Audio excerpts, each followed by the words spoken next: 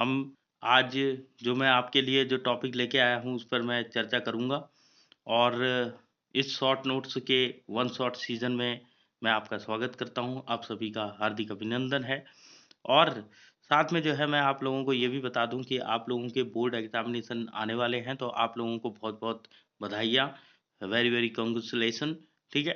तो आज जो है जल्दी से जल्दी जो है समय को की पाबंदी है, तो इसलिए जो है मैं जल्दी से जल्दी इस चीज़ को करवाऊँगा, ठीक है? तो लाइट रिफ्लेक्शन एंड रिफ्रैक्शन के बारे में हम डिस्कस करने जा रहे हैं।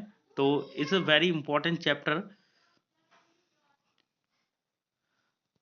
तो सबसे पहले मैं जो हूँ रिफ्लेक्शन ऑफ लाइट के बारे में बात करूँगा। तो रिफ्लेक्शन ऑफ लाइट क्या होता है? सबसे पहले तो आपको ये पता होना चाहिए कि इसे हम हिंदी में प्रकाश का परावर्तन भी कहते हैं। तो phenomenon of returning light from the surface of an object when the light is incidence on it is called the reflection of light, ठीक है? तो जो प्रकाश का परावर्तन होता है, वो जब प्रकाश की कोई किरण किरण कोई भी लाइट है जो क्या बोलते हैं किसी चिकनी सतह पर गिरती है या पॉलिश की हुई सतह पर गिरती है, तो वो वापस उछलती है। या दूसरे शब्दों में हम ये भी बोल सकते हैं कि किसी भी सतह पर आने वाली प्रकाश की किरण के परिणाम स्वरूप प्रकाश का परावर्तन होता है। और ये बहुत ज़रूरी है और आप लोगों को ये विशेष ध्यान रखना है कि जब एग्ज़ाम में इस टाइप का क्वेश्चन आए कि रिफ्लेक्शन ऑफ लाइट किसे कहते हैं, तो आपको बहुत अच्छे तरह से उसे वेरीफ़ाई करना है, बहुत अच्छे से उसको डिस्क्राइब करना है। तो आप उसे डिस्क्राइब कैसे करेंगे? तो जब आपके पास इस टाइप का कोई क्वेश्चन आता है कि रिफ्लेक्शन ऑफ लाइट को समझाइए, तो रिफ्लेक्शन ऑफ लाइट को समझाने के तरीके अलग-अलग हो सकते हैं। बट जो है आप जो है उन तरीकों को यूज़ करिए जो आपको सूटेबल लगे, ठीक है? तो कोई भी अगर आपसे बोलता है कि नहीं ये कोई आपको सजेस्ट करता है कि नहीं ये तरीका ठीक है, आप इस तरीके से लिख लीजिए, तो ये कोई ज़रूरी नहीं है, आप अपने तरीके से भी क्या कर सकते हैं, उनको लिख सकते हैं, ठीक है?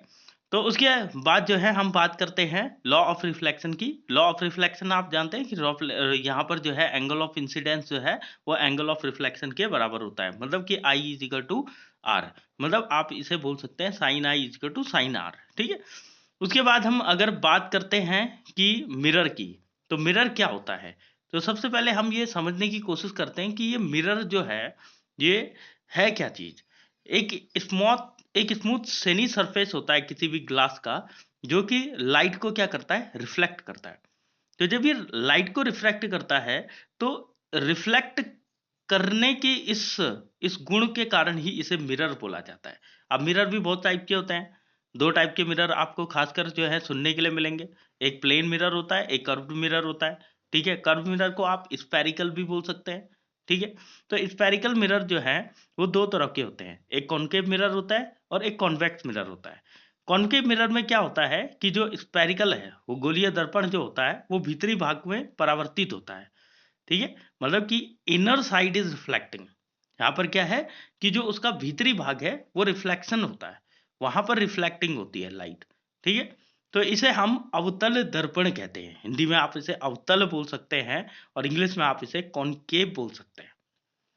यहाँ पर मिरर फॉर्मेशंस दे रखे हैं, ठीक है? When the object is situation at edge rate, ठीक है? तो ये इन्फिनाइट है, बियॉन्ड सी है, ये सारी चीज़ें जो है आपको ही पढ़नी पड़ेगी और आपको पढ़नी पड़ेगी, समझनी पड़ेगी कि कैसे कौन-सी इमेज इसमें बनती है, रियल, इन्वर्टेड, एनलार्ज, ठीक है?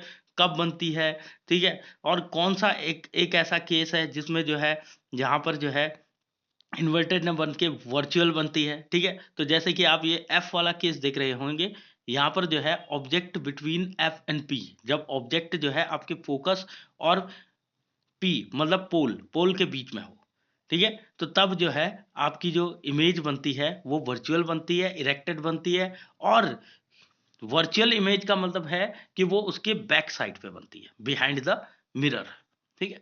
अब कॉनकेव मिरर की यूज़ क्या-क्या है?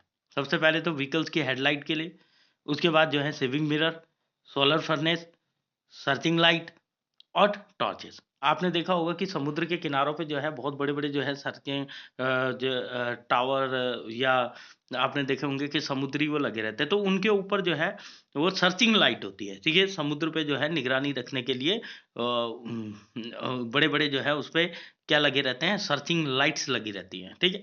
और जो सोलर फर्नेस होते हैं वो भी जो है आपके कॉनकेव मिरर के होते हैं, और टॉर्च भी आपकी कॉनकेव मिरर की ही बनी होती है। कॉन्वेक्स मिरर की अगर हम बात करते हैं तो यहाँ पर जो है ये बाहरी भाग में परावर्तित होता है, मतलब कि आउटर साइड इज रिफ्लेक्टिंग, ठीक है, इसलिए इसे कॉन्वेक्स मिरर बोलते हैं। और कॉन्वेक्स मिरर में जो है सिर्फ दो पोजीशंस होती है, एक बिटवीन इन्फानाइट एंड द पोल, और दूसरी जो है एट इन्फानाइट, ठीक है। तो ये चीज़ें आपको याद रखनी पड़ेगी। और यहाँ पर नेचर, इमेज का नेचर जो है वर्चुअल होता है, स्मॉलर होता है, इरेक्ट होता है, ठीक है। कहीं पर तो दूसरे वाले में तो आपको पॉइंट साइज मिलेगा, ठीक है। उसके बाद हम जल्दी से बात कर लेते हैं कि कॉन्केव कॉन्वेक्स मिरर के जो यूज है वो क्या क्या है। इनसाइड बिल्डिंग, बिल्डिंग के अंदर जो है इसका यूज किया जाता है। सिक्योरिटी पर्पस के लिए इसका यूज किया जाता है। मैग्नीफाइंग ग्लासेस इससे बनाए जाते हैं। उसके अलावा जो है व्हीकल व्हीकल के जो मिरर्स होते हैं, अब देखिए आमतौर पर ये क्वेश्चन जो है एक कॉमन सा क्वेश्चन हो गया है। अब तो मुझे लगता है कि बोर्ड वाले भी इस क्वेश्चन को नहीं पूछते होंगे, बट अगर आपके पास आ जाता है, ठीक है, कि जो व्हीकल्स में जो साइड मिरर होते हैं, ठीक है, वो जो है आपके कॉन्वेक्स मिरर के बने होते हैं। और जो आगे जो लाइट होती है, हेडलाइट होती है, वो क्या है, आपकी कॉनकेव मिरर की बनी होती है, ठीक है। तो ये सारी चीज़ें जो है आपको ध्यान रखनी पड़ेगी। उसके अलावा जो है रिफ्रैक्शन ऑफ लाइट पर चलते हैं। रिफ्लेक्शन नहीं, रिफ्रैक्शन, ठीक है।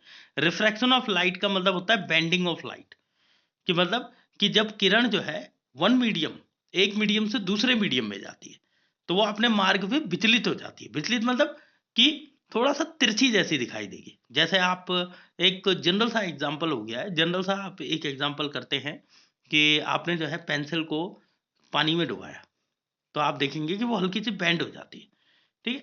तो मतलब कि इंसिडेंस रेस जो है जब वो पास होती है, किसी एक मीडियम से इंसिडेंस जाने वाली इंसिडेंस जब दूसरे मीडियम पर रिफ्रैक्ट हो जाती है, ठीक है, तो वो दूसरे मीडियम पर जाते ही क्या हो जाती है, रिफ्रैक्ट हो जाती है। जैसे एक रेयर होता है, एक डेंस मीडियम होता है, ठीक। तो ये रिफ्रैक्टिव इंडेक्स जो होता है उसमें इसी चीज के बारे में बताया होता है, ठीक है। ये उन्हीं चीजों, इन्हीं दो चीजों का क्या होता है, अनुपात होता है। अब लॉ ऑफ रिफ्रैक्शन की अगर हम बात करेंगे तो यहाँ पर इंसिडेंस रेज, रिफ्रैक्टेड रेज और normal at the point of incidence all lies in the same plane, ठीक है। अब सारी के सारी जो है नॉर्मल भी यहाँ पर एक ही प्लेस पर होता है। देखिए रिफ्लेक्शन में भी यही चीज होती है और रिफ्रैक्शन में भी यही चीज होती है, ये चीज दोनों में कॉमन है। बट सेकंड वाली चीज जो है वो दोनों में अलग अलग है। पहले वाले में sine I equal to sine R होता है, बट यहाँ पर जो है sine I upon sine R equal to constant होता है। क्यों? क्योंकि the ratio of the sine of angle of incidence I to the sine of the angle of refraction is constant for the pair of given media, ठीक है। क्योंकि यहाँ पर क्या हो रहा है कि लाइट का बेंडिंग हो रहा है, और बेंडिंग क्या हो रहा है कि एक मीडियम से दूसरे मीडियम में जा रही है। रिफ्रैक्टिव इंडेक्स को समझने की अगर हम कोशिश करते हैं तो ये वही है जिसे हम मेजर करते हैं कि बेंडिंग ऑफ लाइट जो है जब वो एक मीडियम से दूसरे मीडियम में जा रही है तो उसको मेजर किया जाता है, ठीक है। जैसे आपने 1.33 सुना होगा। अगर आप लोगों में से किसी ने सुना है तो प्लीज मुझे जो है कमेंट करके बताएं कि 1.33 है क्या चीज, ठीक। अपवर्तनांक सूचकांक एक माध्यम से दूसरे माध्यम में जाने पर प्रकाश किरणों के झुकने का एक माप होता है। इसीलिए जो है रिफ्रैक्ट इंडेक्स जो है वो एक प्योर रेशियो है, इसीलिए इसकी कोई यूनिट नहीं होती है, ठीक है। Hence it does not have a unit. तो ये आपको ये फिगर के द्वारा दिखाई दे रहा होगा यहाँ पर कि जब एक मीडियम से दूसरे मीडियम में कोई रेज जाती है तो क्या होता है, और उसकी बेंडिंग ऑफ लाइट को कैसे मेजर करते हैं, ठीक है। तो वो सारी चीजें आपको जल्दी से जल्दी हम जो है इस चीज को कवर करने की सोच रहा हूं मैं, क्योंकि थोड़ा सा टाइम की पाबंदी है।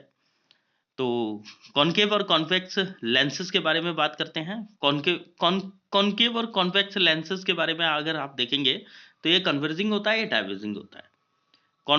कॉनकेव का मतलब होता है जहां पर जो है एड्स थिकर होते हैं लेकिन सेंटर थिनर होता है। और कॉन्वेक्स का मतलब है जहां पर सेंटर जो है वो थिकर होता है बट एज जो है वो क्या होते हैं, थिनर होते हैं, ठीक है। तो ये सारी चीजें जो है आपको यहाँ पर मैंने जो है ये positions of object, positions of image, तो ये 6 तरह के पोजीशन है। अब देखिए दोनों में डिफरेंस, एक चीज बताऊं मैं आपको, या वहां पर मिरर में होता है तो वहां पर कॉनकेव के लिए होता है, और यहाँ पर लेंसेज है तो लेंसेज में जो है कॉन्वेक्स के लिए होता है। ठीक है, इस चीज का आप विशेष ध्यान रखिएगा। और यहाँ पर जो है कॉनकेव के लिए सिर्फ 2 ही सिचुएशन है, वहां पर जो है कॉन्वेक्स के लिए जो है 2 सिचुएशन हुआ करती है। ये मिरर फॉर्मूला, ये लेंस फॉर्मूला है। ठीक है, मिरर फॉर्मूला में प्लस लगता है, लेंस फॉर्मूला में माइनस लगता है, लेकिन इसके भी कुछ सिचुएशंस हैं, कुछ कंडीशंस हैं इसमें जो कि अप्लाई होती है। ठीक है, अगर आप वो मैं आपको जो है न्यूमेरिकल्स जब मैं आपको कराऊंगा तो मैं उसमें आपको बताऊंगा। ठीक है, उसके बाद जो है पावर ऑफ लेंस के बारे में बात कर लेते हैं। पावर ऑफ लेंस जो है रेसिप्रोकल होता है किसका, उसकी फोकल लेंथ का। ठीक है, और जब हम फोकल लेंथ को जब हम मीटर में मापते हैं तो कैलकुलेट करते हैं, तो तब जो है लेंस की जो पावर होती है वो कैलकुलेट की जाती है डायोप्टर में, अगर जो है फोकल लेंथ क्या है मीटर में दी गई है। अगर सेंटीमीटर में होगा तो 100/f हो जाता है। ठीक है, तो P is equal to power और F is equal to focal length होता है। ठीक है, तो बच्चों आशा करता हूं कि आप सभी लोगों को ये वीडियो जो है पसंद आया हो, और मेरे द्वारा जो वन शॉट वीडियोस जो शॉर्ट नोट्स के लिए बनाई जा रही है, आशा करता हूं कि आपके काम ये मेरे द्वारा बनाए गए जो नोट्स हैं, बड़े सिंपल से नोट्स हैं। ठीक है, किसी न किसी तरह से जो है आपको पथ प्रदर्शक करेंगे, आपका मार्गदर्शक बनेंगे, और बोर्ड में जो है मैं अच्छे मार्क्स तो नहीं बोलूँगा, लेकिन इतना तो आप कर ही देंगे कि आपको, अगर ये आप इन नोट्स को समझेंगे तो समझने के बाद जो है आप लोगों को जो है इन चीज़ों का ज्ञान और निरंतर जो है अभ्यास करने की आदत ज़रूर पड़ जाएगी। तो अगर आपको ये वीडियो पसंद आया तो वीडियो पर लाइक करें, इसको शेयर करें, और कमेंट सेक्शन में जो है बताना ना भूलें कि आपको ये वीडियो कैसा लगा, और चैनल पर जो है सब्सक्राइब ज़रूर करें। इसी के साथ में धन्यवाद।